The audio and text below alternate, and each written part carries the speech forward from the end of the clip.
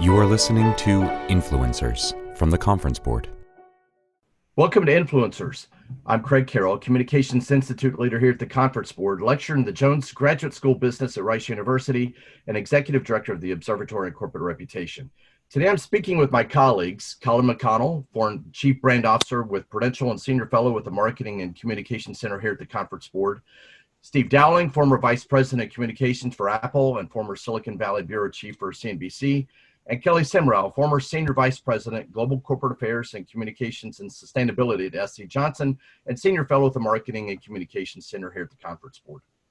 Our topic today is mixing marketing and public health and safety messages, implications from the coronavirus. Our central question is, should companies issue public messages about what they're doing in terms of public health and safety from the Chief Marketing Officer or the marketing departments, or who should these messages come from?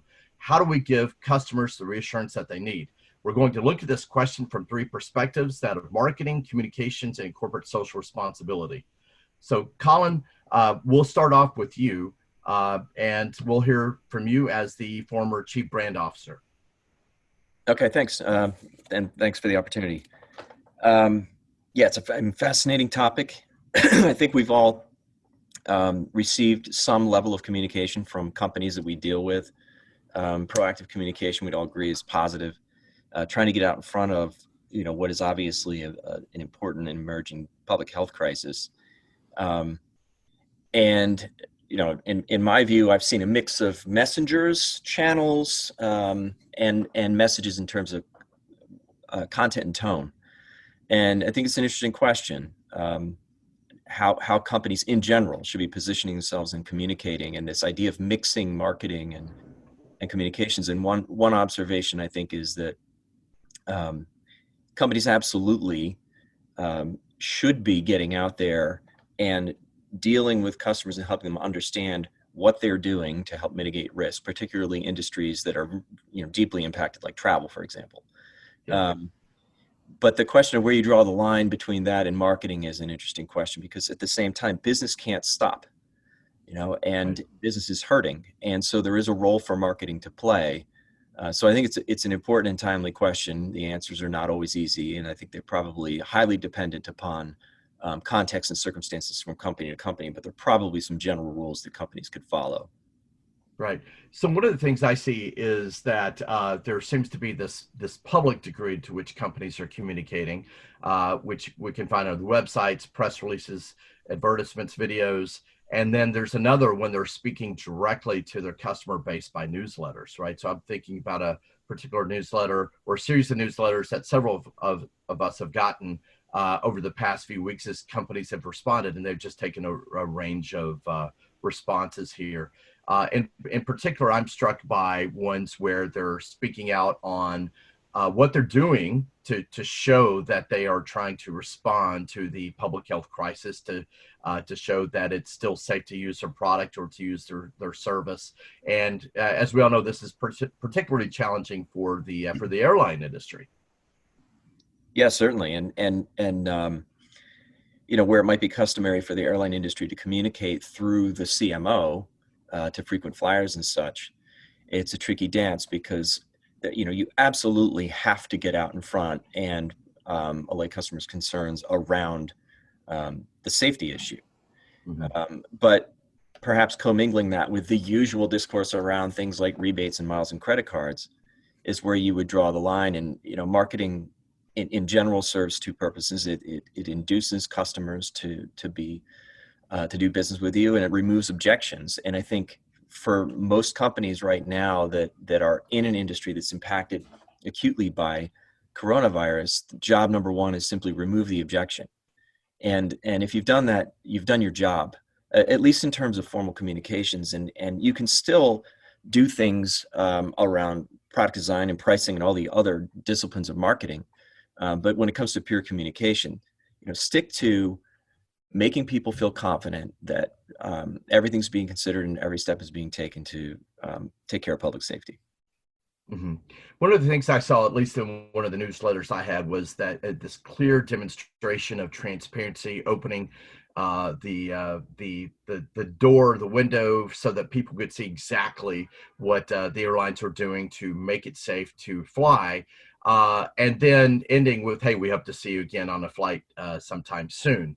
Right. So to me, that just seemed, rather shockingly insensitive. And I'm just wondering, geez, did they receive any coaching or, counseling on this message here? It seems like if they had consulted a chief communications officer, they probably would have had a different response to be a little bit more aware of how this could be seen in terms of, conflict of interest of, merging business and speaking out to your customer base, but also being sensitive to the public health challenge. Yeah, and I think, lots of people could agree or disagree about whether the tone was right in that particular case, but you underscore, something else that I feel very strongly is important as someone who used to preside over both the marketing side of the house and the comm side of the house, is that in a situation like this is not a case where you can afford to have the left hand not know what the right hand is doing.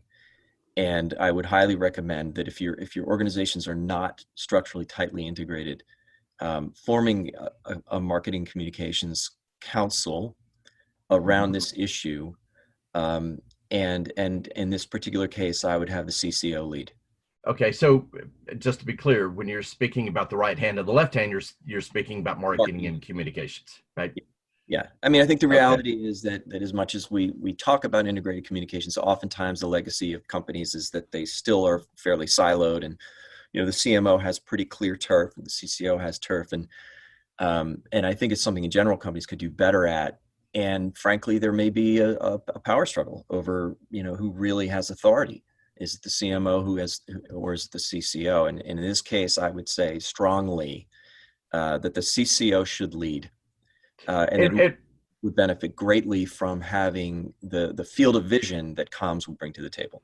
Okay, so that's what it's about, is the field of vision, right? To be able to anticipate backlashes from, for example, non-customer groups. Yeah, I mean, marketing is really, really good at segmenting customer bases and creating customers and retaining customers, but the CCO and their organizations are, by design, multi-constituent, with a portfolio view of the company, often a global view, where CMO might be a regional or territory CMO. And so they're just better equipped to balance all of the intended and unintended consequences that are going to impact all constituents. So Kelly, what's your response? I absolutely agree with everything that Colin's saying. I think right now is when companies have to get out there to build the trust with consumers. However, I would say we have to be very careful to not sell or look as if you're selling. So it really is, tone matters, and to balance that message is absolutely key. So I couldn't agree more with Colin. And I think the CCO should lead right now. I absolutely do, because this is a crisis that the C-suite has never seen before. So a council with the right people around the table advising is the way I would go. So Kelly, would you say that the CCO should be the one issuing the message, or could it still be the CMO or the CEO, or exactly what role would the chief communication officer play in a situation like this? Well, I think it's dependent upon the industry for sure, but in some industries, you might have a chief medical officer, you might have a chief scientist. Depending on what industry you're in, that might make a lot of sense. It depends. Okay. But I am a big advocate of the CEO getting out there. Authenticity right now is what consumers need to see. They need to see that CEO living the value of the brand, the caring, the compassion, the value, the purpose of the brand. I believe that is what will calm the world down. It will calm investors down. It will help the governments of the world. If businesses sit on the sideline right now, I think that will lead to more volatility, which in the long run won't help business at all. So I think with the right clarity, and that's what the CCO can do, I think they have to go in and go toe to toe, because I've been talking to a lot of C-suites, And they are, it's a new world out there right now. And I think people are sitting on the sidelines because it's so new. And I would advocate to get out there, be reasoned, calm, careful, but that's what consumers need right now. Information, educate. Yeah. So Steve, what's your views on this so far in terms of what we've heard? Well, I agree with everything that's been said. And as far as, the voice, I think this is for a lot of companies, it's going to be a very different kind of communication. And on the comm side, at a minimum, I think that function needs to start thinking of themselves almost as a public information officer. You got to be very straightforward, fact-based, and it's been said already, transparent. That transparency is really critical. And I mean, communicating with your customers, especially right now, is important so they can understand the steps you're taking. Let people know what the company is doing to protect individuals as well as the public health. That information that you're putting out, whether it's your proactive steps or response in this kind of crisis, these can be valuable data points for people who are trying to make decisions in a crisis. And So now there's an interesting aspect of transparency. So one is you can release more information, right, to be transparent. But you could also demonstrate through your actions and simply make your actions more visible, right? So Kelly, one of the things that we're discussing in the pre-podcast was how companies were responding to the floor and looking at how companies respond with their products.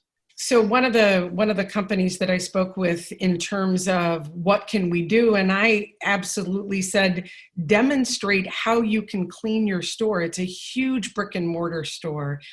And I indicated to them, get your cleaning people out in the brick and mortar store, and wherever there's a hand, make sure that your cleaning people are out there and cleaning off the carts, the handles of the refrigerated section of the store.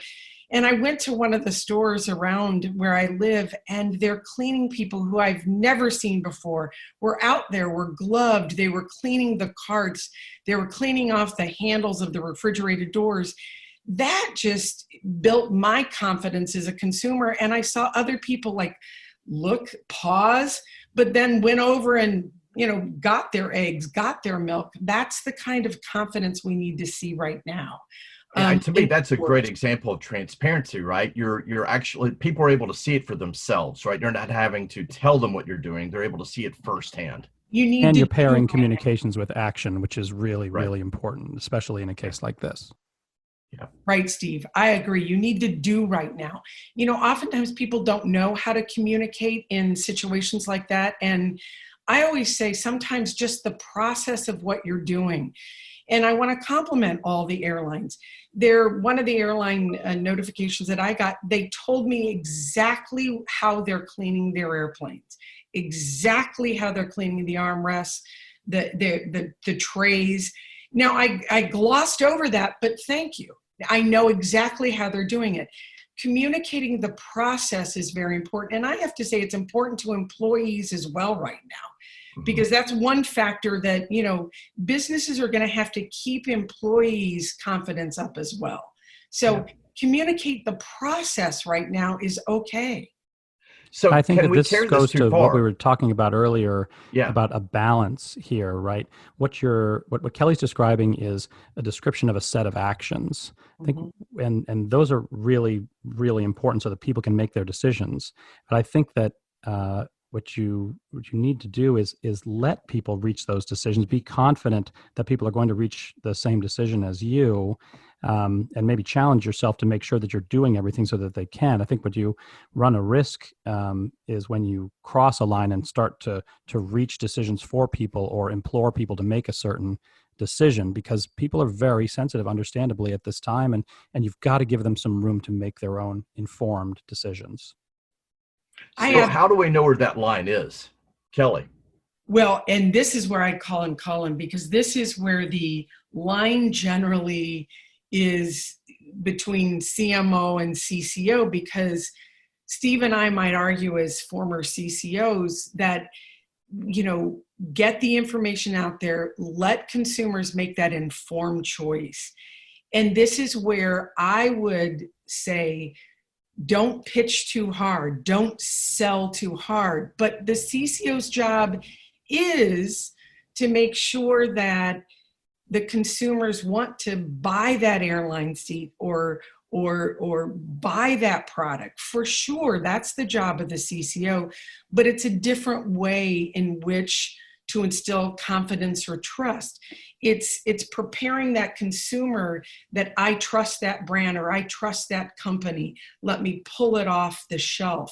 That's the difference. So I'd ask Colin how he would prep his team to not oversell right now or get too cute, as sometimes I would argue that the marketers would get in a situation like this. Yeah, I mean, it's a tough call. So all across the country right now, CMOs and marketing organizations are wrestling with what does this mean for our campaigns, right? And some of them, just through dumb luck, may have developed a campaign that has a certain message or a creative tone or some kind of approach that may suddenly seem just out of touch.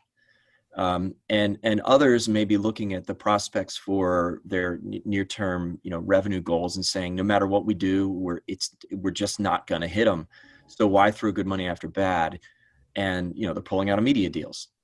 And so others are looking out at the media marketplace and saying, okay, well, maybe there's some fire sale opportunities. And so these are tough questions to wrestle with in marketing.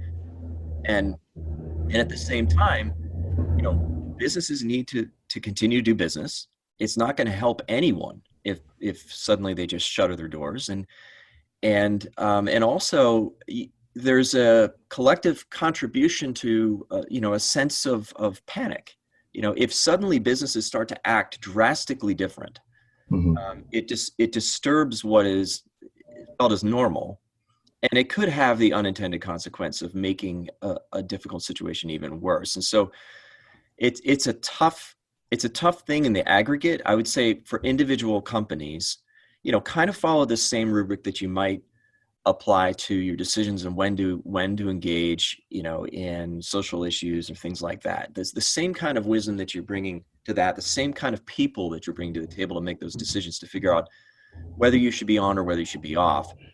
And then also, evaluate your campaigns and figure out, is there anything about them that could be out of touch? And if so, don't take the risk and replace it, Yeah. So Colin, costs are being cut down because they can, reduce their marketing and communications costs just by using newsletters, right? Internal newsletters to their customer base. And I would suggest that, a message that's on public health and safety or demonstrating what you're doing coming from a CMO might already be selling too hard. What are your thoughts on that? I mean, are there ways that CMOs could do this delicately? I have a bias, which is I've never really particularly cared for the CMO as a messenger. Even in the customer care setting, it's never been my cup of tea. I understand that that's the common practice in certain industries. It's just always felt that it cuts completely against the grain of profit follows purpose, which is something that I do believe in. So in general, I've felt that there's usually someone that's closer to the customer that could handle those communications, that is not necessarily C-level, that has a title that is around customer care, customer value, customer loyalty, customer service, whatever. Getting closer to the customer, I think you still have license to do that. I think companies are going to need to do things to induce people to do business with them in terms of pricing and other promotions. And that's appropriate, but it certainly can't look like it's exploiting the opportunity. And I think most consumers will understand that businesses are getting hurt too. Yeah. And so, that they're extending an offer to me to entice me to do business, but they have to also demonstrate that they're doing all the things that make it safe. Yeah. Now we only have a couple of minutes left, so we'll put together some closing thoughts. Steve, we will start with you and just think about our conversation here and anything that you'd like to close out with for a summary thought. Well, I'll pick up right where Colin was in who the right voice is. When you're talking to your customers, I think it's going to depend on the company and, as you said, the relationship that any individual or executive within the company has with the customer base. But ideally, you want to be putting forth your foremost expert to answer questions with authority. And that's part of the transparency message. And I do think to Kelly's earlier point that the CEO or the highest authority is also important to have out there. There's an opportunity for companies to show leadership and to be an information resource. But I think it's important for individual companies and individual spokespeople to look at that pretty narrowly, right? Giving out information that you're an authority on. And I think the other thing just going forward is that hopefully we will see some kind of coalescing around the major public health messages from companies by industry. It would be great if an industry group would start working, with the CDC to almost start getting companies down to a checklist when we talk about, public information. Are we doing the right things? Just because so much information is being thrown at consumers right now. Hopefully we can get past this period of initial shock when there's a lot of confusion about what's important and what's right and what might not be the most responsible way to address it. That's where I would close, is on responsibility. Okay. And it has to be the key component to every communication and every action that companies are taking. Okay, Kelly. I want to pick up right where Steve is at, because I have stayed up at night thinking, what is the 311 message? And that is what the cleaning industry, I come out of that, they need to work with the CDC. There's too much information being thrown right now. The industries need to coalesce around responsible messaging. They need to align with the government. They need to simplify messages, because we need to get out there right now, simplify in that 311, 411, those simple messages. Companies can help the government right now. Industries can get together and cooperate. That's the thing that needs to happen. Business can push for that. That would be my huge wish for the country right now. Well, great. Well, folks, this has been a great conversation with Colin McConnell, former Chief Brand Officer with Prudential and Senior Fellow at the Marketing and Communications Center here at the Conference Board. Steve Dowling, former Vice President of Communications for Apple and former Silicon Valley Bureau Chief for CNBC. And Kelly Semrau, former Senior Vice President, Global Corporate Affairs, Communications and Sustainability at SC Johnson and Senior Fellow at the Marketing and Communications Center here at the Conference Board. I'm Craig Carroll, Communications Institute Leader here at the Conference Board, lecturer in the Jones Graduate School Business at Rice University and Executive Director of the Observatory on Corporate Reputation. And thanks to all of you for listening. If you like this content, please subscribe to Influencers. You can find this program and several others from the Conference Board on a wide variety of topics at conference-board.org/podcasts on iTunes, Apple Podcasts, Google Play, Google Podcasts, Spotify, and many others. Thanks again for listening. I'm Craig Carroll, Communications Institute Leader with the Conference Board. Thank you.